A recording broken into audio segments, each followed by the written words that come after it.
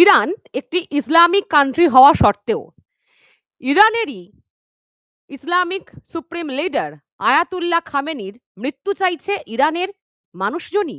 কেন? কি কারণে? আজকে এই ভিডিওতে প্রথম থেকে শেষ পর্যন্ত ইরানে ঘটে যাওয়া যে রাজনৈতিক বিপর্যয় সেটা নিয়ে কথা বলবো। আমরা দেখেছি যে গত ২৮শে ডিসেম্বর ইরানে একটা ভয়ঙ্কর আন্দোলনের সৃষ্টি হয়েছে এবং সেই আন্দোলন কেন হয়েছে, কারা করেছে?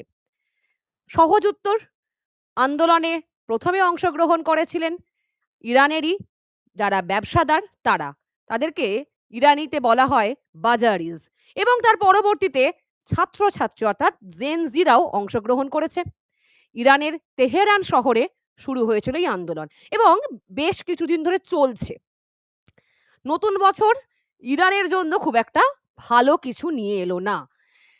তাহলে এখন প্রশ্ন, হঠাৎ করে ইরানে কেন ইসলামের যে লিডার তার বিরুদ্ধেই, ইরানে তো সকলেই ইসলামিক কান্ট্রি, তাহলে কেন এই আন্দোলন শুরু হলো? এর পিছনে ঠিক কি কি ঘটনা থাকতে পারে এবং ওখানের মানুষেরা কেন ইসলামের যে কঠোরতা বা উগ্রবাদিতা ত্যাগ করার কথা বলছে বা চাইছে? আমরা যদি ইতিহাসের দিকে একটু চলে যাই, দেখতে পাবো যে ১৯৭৯ সালে ইসলামিক রিভলিউশন যখন আসে, তারপরই সুপ্রিম লিডার আয়াতুল্লাহ খামেনির হাতে ক্ষমতা যায় এবং শাহ রেজা ক্ষমতাচ্যুত হচ্ছে। তার পরবর্তীতে একটা একটা করে ইরানে সমস্যার শুরু। কেমন সমস্যা? ইসলামিক নীতি ধীরে ধীরে দেশটাকে যেন গ্রাস করে নিতে শুরু করেছিল এবং এতগুলো বছর ধরে বেশ সেটা চলেছে। কিন্তু এর পিছনে কিছু ঘটনা আছে, এমনি এমনি তো কিছুই হয় না, রাজনীতি আছে পিছনে। সেটা কি?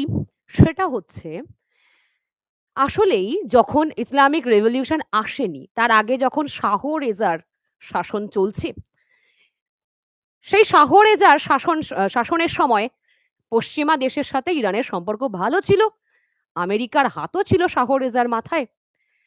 ফলত একটা বিষয় খুব ক্লিয়ার, আমেরিকা ঠিক যে ইন্টেনশন নিয়ে কোনো দেশের মধ্যে প্রবেশ করে বা বন্ধুত্বপূর্ণ সম্পর্ক তৈরি করে, রাশিয়ার এন্ট্রি তার পরই হয় এবং ধীরে ধীরে রাশিয়ার চক্রান্তের দ্বারা এই যে ইসলামিক রিভলিউশন এলো এবং রাশিয়ার ইচ্ছাতেই আয়াতুল্লাহ খামেনি শাসনের ব্যবস্থার দায়িত্ব পেল এবং তারপর থেকেই নানান নীতি, নানান কঠোর সমস্ত আইন, এই সমস্ত কিছু ইরানে শুরু হয়েছিল। আজকে আমরা দেখতে পাচ্ছি সেই আন্দোলন বিস্ফোরণের রূপ নিয়েছে। কারণ ওই যে বললাম, একটা দিনে কিছু হয় না, একটা একটা করে জমতে জমতেই মানুষ একদিন ফেটে পড়ে। ইরানের জলের অভাব, বেকারত্ব, স্বাস্থ্য নেই, অর্থনীতি তলানিতে ঠেকেছে, $1 সমান সেখানে গেছে প্রায় 14 লাখের কাছাকাছি তাদের যে ইসরায়েল রিয়েল। সুতরাং সাধারণ মানুষ খাবে কি? কিন্তু সাধারণ মানুষ না খেতে পেলেও তাদেরকে নীতি পালন করতেই হবে, ইসলামিক নীতি পালন করতেই হবে, এমনটাই নির্দেশ ইরান সরকারের। ফলত এখান থেকে মানুষের মনে স্বাভাবিক শুরু হয় ক্ষোভ। আমরা যদি ২০২২-এর ঘটনা দেখি, ইরানে ঘটে যাওয়া, এবং ওই ২০২২-এও যে আন্দোলন হয়েছিল, সেখানেও এই আন্দোলনই হয়েছিল যে মেয়েটি হিজাব না পরে রাস্তায় বেরিয়েছিল বলে তাকে ১ ঘন্টার পুলিশি হেফাজতে রাখার নাম করে হত্যা করা হয়েছিল। তখনও আন্দোলন হয়েছিল, কিন্তু তারপর, এবং তখন কিন্তু এই আন্দোলনকে দমিয়ে দেওয়া হয়েছিল। তারপরে আবার এই ৩ বছর পর প্রায় এই আন্দোলন একটা ভয়ঙ্কর রূপ। এবার এখন দেখার বিষয় যে ইরান সরকার ঠিক কিভাবে পদক্ষেপ নেবে। আগের মতো কি এই আন্দোলনকেও দমিয়ে দেওয়া হবে নাকি দেওয়া হবে না, পারবে না, কি করবে সেটা? এটা নিয়ে লাস্টে আসবো, যে শেষে একদম যে বলবো যে আসলে সমাধান কি আছে বা কি হতে চলেছে, প্রেডিকশন অবশ্যই। এবার যে বিষয়টি সেটা হলো যে আরেকটু ডিটেলে যাই আমরা, আর একটু ভিতরে যাই। ধীরে, ধীরে কয়েকটা বিষয় বুঝি। প্রথমত তো আমেরিকা, রাশিয়ার বিষয়টা বুঝলাম। কিন্তু ইসরাইল, ইসরাইল সবসময়ই ইরানের যে উত্থান বা ইসলামিক উত্থান সেটা কখনোই পছন্দ করে না। এবং গত সোমবারের আমরা যে আ মিটিং দেখেছি ট্রাম্পের সাথে ইসরায়েলের প্রধানমন্ত্রী বেঞ্জামিন নেতানিয়াহু, এবং তাদের যে বক্তব্য সেখানে কখনোই ইরান নিউক্লিয়ার প্রোগ্রাম তৈরি করতে পারবে না। আর এই ঘটনা আমরা আগেও দেখেছি। ইসরায়েল কি করেছিল ইরানের উপর? হামলা অলরেডি করেছিল। সুতরাং নিউক্লিয়ার প্রোগ্রাম তৈরি করতে পারবে না। এবং ইসরায়েল গুপ্তচর পাঠিয়েও ইরানের মধ্যে গুপ্তচর পাঠিয়ে কি ঘটনা ঘটিয়েছিল এবং তারপর ইরানে একদম প্রত্যক্ষ হামলা করা হয়েছিল, প্রত্যেকেই জানেন এগুলো আপনারা কম বেশি। তাহলে কারণ ইরান সবসময়ই হামাসকে ফান্ডিং দেয়, অর্থাৎ উগ্রবাদীদের ফান্ডিং দেয়, সেটা কখনোই ইসরায়েল গাজার জন্য বা ফিলিস্তিনের জন্য মেনে নেবে না। ফলত আমেরিকা এবং ইসরায়েল কেউই চায় না যে ইরান নিউক্লিয়ার প্রোগ্রাম তৈরি করুক। তাই আমরা যদি আগে দেখেছিলাম যে যখন রেজা শাহর রাজত্ব ছিল, শাসন ছিল, তখন পশ্চিমা দেশের সঙ্গে সম্পর্ক ভালো ছিল, আমেরিকার সাথে ভালো ছিল। পরবর্তীতে ইসলামিক রিভলিউশন হওয়ার পর সেই সম্পর্ক ভালো নেই। সুতরাং সমস্যা শুরু হলো শুল্কের, সমস্ত জিনিসের উপর স্যাংশন পড়লো। ইরানে তো তেল আছে অবশ্যই, কিন্তু বিক্রি হবে কি করে? স্যাংশন চাপিয়ে দেওয়া হলো এবং সব দিক থেকেই সমস্যা সৃষ্টি হয়েছে। সুতরাং কারণ অন্যান্য দেশও যখন ইরানের থেকে তেল নেবে তারাও ভাববে এক্ষুনি হয়তো আমেরিকা সেই দেশের উপর স্যাংশন করবে জিনিসপত্রের উপর, অথবা শুল্ক চাপিয়ে দেবে। তাই সব দিক থেকেই একটা সমস্যা দেখা দিয়েছিল। আরও একটা বিষয় কি, যখন ইসলামিক রেভলিউশন আসে তার পরবর্তী সময় থেকে ইরাকে, অর্থাৎ ইরাকের সাথে ইরানের ৮ বছর প্রায় যুদ্ধ চলেছিল এবং ইসরায়েলের সাথে তো প্রক্সি যুদ্ধ চলছেই। সুতরাং একটা যুদ্ধ অলওয়েজ চলাকালীন দেশ সবসময় তার মিলিটারিতে, তার অস্ত্রশস্ত্রের জন্য যে খরচা সে করে যাচ্ছে, সাধারণ মানুষের উন্নতি, স্বাস্থ্য, চাকরি, হসপিটাল, ইউনিভার্সিটি, অর্থাৎ শিক্ষা, স্বাস্থ্য, বাসস্থান কোনো কিছুর জন্যই যে যে সমস্ত কি বলবো ওটাকে ট্যাক্স, সেটা ব্যবহার না করে শুধুমাত্র এই খাতেই ব্যবহার করা হচ্ছে, ফলত দেশটার অবনতি তো ক্রমে ক্রমে হতেই শুরু করবে এবং সেটাই হয়েছে। ফলত অর্থনীতি একেবারে ক্ষতিগ্রস্ত হয়েছে।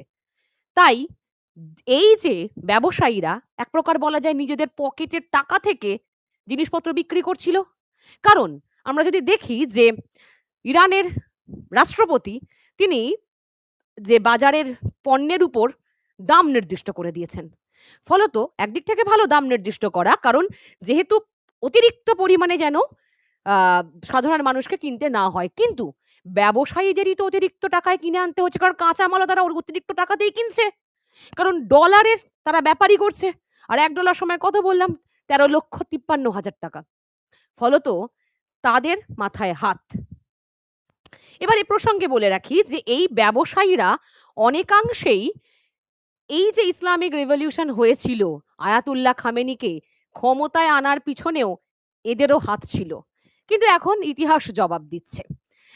কিন্তু এবার এই যে কাঁচা মাল তাদেরকে নিয়ে আসা, এত বিশাল পরিমাণে টাকা ব্যয় করে, তাই তেহরানে তারা আন্দোলনে নামে প্রথমে। তারপর কলেজ, ইউনিভার্সিটির ছাত্রছাত্রীরা একই সাথে নামে এবং তাদেরও দাবি যে বেকারত্বে ছেয়ে যাচ্ছে, স্বাস্থ্য নেই, খাদ্য নেই, কিন্তু কঠোর নীতি আছে, আমরা কেন মানব কঠোর নীতি? আমরা মানব না নীতি। সেটা নিয়ে ওঠে স্লোগান এবং আজাদি আজাদি স্লোগান ওঠে। পাশাপাশি আয়াতুল্লাহ খামেনির মৃত্যু দাবি করে তারা। সুতরাং এর পরবর্তীতে ঠিক কি বিষয়টা আসছে একটু দেখি আমরা। এখানে ১৯৭৯ সালের ইসলামিক বিপ্লবের সময় ক্ষমতাচ্যুত শাসক শাহ মোহাম্মদ রেজা পাহলভির পুত্র রেজা পাহলভির সমর্থনেও স্লোগান ওঠে। অর্থাৎ ইসলামিক রেভলিউশন আসার আগে যে রাজা ক্ষমতায় ছিল তাকে নিয়ে কথা বলা হচ্ছে এবং তারপর যখন তার ক্ষমতা চ্যুত হলো, সে আমেরিকায় চলে গেছিল এবং তার সন্তান এখন আমেরিকাতেই আছে এবং সেই তাকে নিয়েও স্লোগান ওঠে কি, শাহ দীর্ঘজীবী হন। অর্থাৎ এখন আবার সেই শাহর রাজত্বকেই ইরানের মানুষজন চাইছে। এবং এক্ষেত্রে বলে রাখি, যখন শাহর রাজত্ব ছিল তখন কিন্তু ইরানে এত কোনো কঠোর যে নীতি বা আইন এগুলো ছিল না। অর্থাৎ যেহেতু পশ্চিমা দেশের একটা সমর্থন ছিল, সেই অনুযায়ী সংস্কৃতি, আচার, রীতি নীতি সবই ছিল, মানে খুবই ফ্রিডম ছিল, যেটা সহজ কথা বলা যায়। কিন্তু এখন যেটা হয়েছে সেটা একেবারেই, মানে যেটা প্রত্যেক আমরা জানি।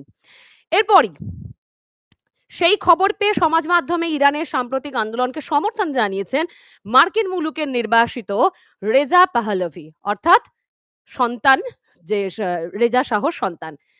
তিনি এক্সে লিখেছেন কি, যে যতদিন এই সরকার ক্ষমতায় থাকবে ততদিন দেশের অর্থনৈতিক পরিস্থিতির অবনতি হতে থাকবে। আমি তোমাদের সঙ্গে আছি, জয় আমাদের হবেই, কারণ আমাদের দাবি ন্যায্য। এখানে একটা প্রসঙ্গ, মোটামুটি প্রত্যেকেই বিষয়টা এতক্ষণ শুনলেন, আপনারা আপনাদের অভিমত জানাবেন, কিন্তু প্রসঙ্গটা হচ্ছে যে তাহলে এখন রেজা শাহর পুত্র আমেরিকায় আছেন। এরপরই যে বিষয়টি, যে তাহলে কি এখন যদি ইরানে এই ইসলামিক সুপ্রিম লিডার আয়াতুল্লাহ খামেনির ক্ষমতা হ্রাস হয় বা সে যদি ক্ষমতা থেকে চলে যায়, যদি রেজা শাহ সত্যই, মানে এই যে যদি শাহ আবার ক্ষমতায় আসে, তাহলে কি ইরানের অর্থনীতি, এই কট্টরপন্থী সমস্ত ইসলামিক নীতি এগুলো কমে যাবে? প্রশ্ন থাকে, কমবে কি আদৌ? কারণ আমরা ঠিক যেমনটা বাংলাদেশের ক্ষেত্রে বলেছিলাম যে, বা দেখেছি, আমরা এখনো দেখছি, বাংলাদেশের মোহাম্মদ ইউনূসকে আমরা কি বলেছিলাম, যে আমেরিকার পাপেট, আমেরিকার হাতের পুতুল। এতদিন দেশে ছিল না, এতদিন পরে দেশে ফিরেছে, আমেরিকা যেমন নাচাবে তেমন সে নাচবে। এই প্রসঙ্গটি কেন তুললাম সেটা অন্য একটা ভিডিওতে না হয় কখনো পরে আলোচনা করব, বাংলাদেশ নিয়ে যখন আলোচনা করব। কিন্তু বিষয়টা হলো যে তাহলে এই যে রেজা পাহলভি, তাহলে তিনি যদি শাসনভার পান, তাহলে একই রকম ভাবেই তো আমেরিকা বা পশ্চিমা দেশের পাপেট হয়েই কাজ করবেন ইরানে। অর্থনীতি কি সুবিধার দিকে যাবে? এটা উঠবে একটা প্রশ্ন। কিন্তু পাশাপাশি এটাও সত্য যে অবশ্যই ইরানের যে সংস্কৃতি, যে উগ্রবাদিতা, ইসলামিক উগ্রবাদিতা, ইসলামিক কঠোর নীতি, সেগুলো অবশ্যই হ্রাস হবে। অর্থনীতি অবশ্যই, যদি তাদের স্যাংশন তুলে নেওয়া হয়, আবার তাদের দেশের শুল্ক যেরকম আমেরিকা চাপিয়েছে সেগুলো যদি আবার হ্রাস হয়, আশা করা যায় যে আবার অর্থনীতি হয়তো ফিরতে পারে। কিন্তু পিছনে চক্রান্ত আছে আরো অনেক গভীরে। সুতরাং এখন প্রসঙ্গ, আমরা বেশ কিছুটা ভিডিওতেও দেখছিলাম, বেশ কয়েকটা ভিডিও দেখছিলাম যে তাদের নারীরা আন্দোলন করছে, হিজাব খুলে ফেলে পুড়িয়ে দিচ্ছে।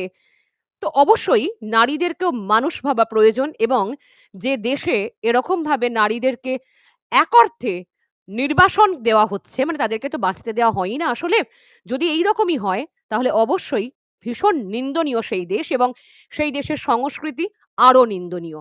এবং এটি কোনো রকম ধর্মের দিক থেকে বা কোনো রকম ভাবেই বলা যায় যে একটা যে সভ্যতার দিক থেকে সুখের নয় বা কোনোদিনই প্রশংসাযোগ্য নয়, সর্বত্রই সবসময় নিন্দনীয় একটি বিষয়। তবে এখন দেখার বিষয় যে ইরানের পরিস্থিতি কি হতে চলেছে। তবে সরকার অবশ্যই চেয়েছে আন্দোলনকারীদের সাথে বসতে, কারণ অনেক আন্দোলনকারী অনেকেই নিহত হয়েছে, অনেকেই আহত প্রায়। সরকার অনেকাংশে সেটা অস্বীকার করলেও এটাই বাস্তব। সুতরাং এখন দেখার বিষয় যে এর পরিণতি কি হতে চলেছে। আবারও কি সেই 2022-এ যে ঘটনা ঘটেছিল, যে আন্দোলন শুরু হয়েছিল, তখন ঠিক যেভাবে আন্দোলনকে দমিয়ে দেওয়া হয়েছিল, এবারেও কি সাধারণ মানুষকে দমিয়ে দেওয়া হবে? ইরান সরকার ঠিক কি করবে? সেটাই আমাদের দেখার বিষয়, এবং পাশাপাশি আপনাদের অভিমতও আমি জানতে চাই। প্রত্যেকে নিজেদের অভিমত জানাবেন। কি মনে হয় আপনার? এছাড়াও যদি এই রকম ভিডিও আপনিও পছন্দ করেন, যদি জিওপলিটিক্স আপনারও ভালো লাগার বিষয় হয়ে থাকে, জানার আগ্রহ থেকে থাকে, তাহলে অবশ্যই লাইক করবেন, সাবস্ক্রাইব করবেন এবং আমাকে কমেন্টে লিখবেন যে পরবর্তীতে আর কি ভিডিও আপনি দেখতে চাইছেন।